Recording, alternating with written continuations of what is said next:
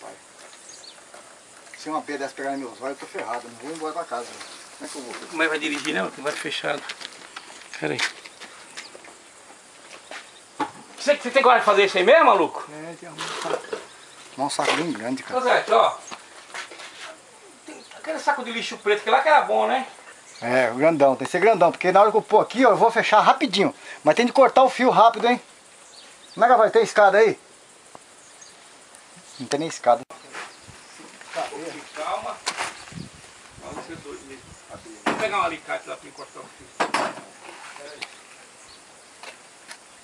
Na hora que eu abafar, filho, Não pode com alicate. você já corta com alicate, hein?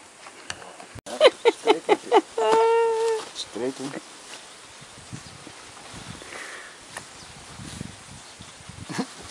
Fugiu desse cariol.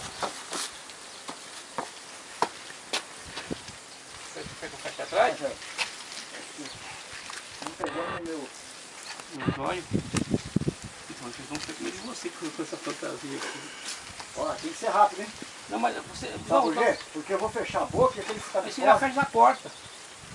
Eu tô sem camisa, que já vai conseguir falar. Aí você pega, você fecha com a mão só. Aí você fica Mas aqui tranquilo. tá baixo, aqui tá baixo, hein? Hã? Olha, a cadeira tá baixa. Tá, tem que ser um negócio mais alto, senão eu fico balançando, querendo... Não, se você fechar a bola do coisa aqui, com o alicate você corta. Alicate. Deixa eu lá mais ou menos preparado pro maluco. Fecha os olhos. Vai ficar o óculos aí? Vai, Hã? vai, Peraí. vai. Sobe aí. Se tiver ruim, você paga.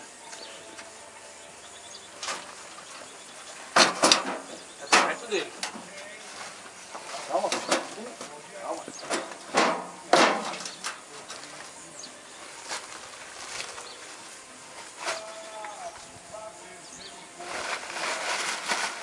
Vai, perto aqui.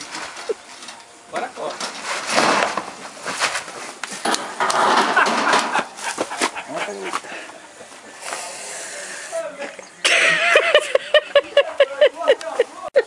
Ei, maluco, algum mordeu? A mão, Hã? a mão, o catarro na mão, rapaz. Olha. Ah. Mas jogou ele aonde? Jogou perto. Lá!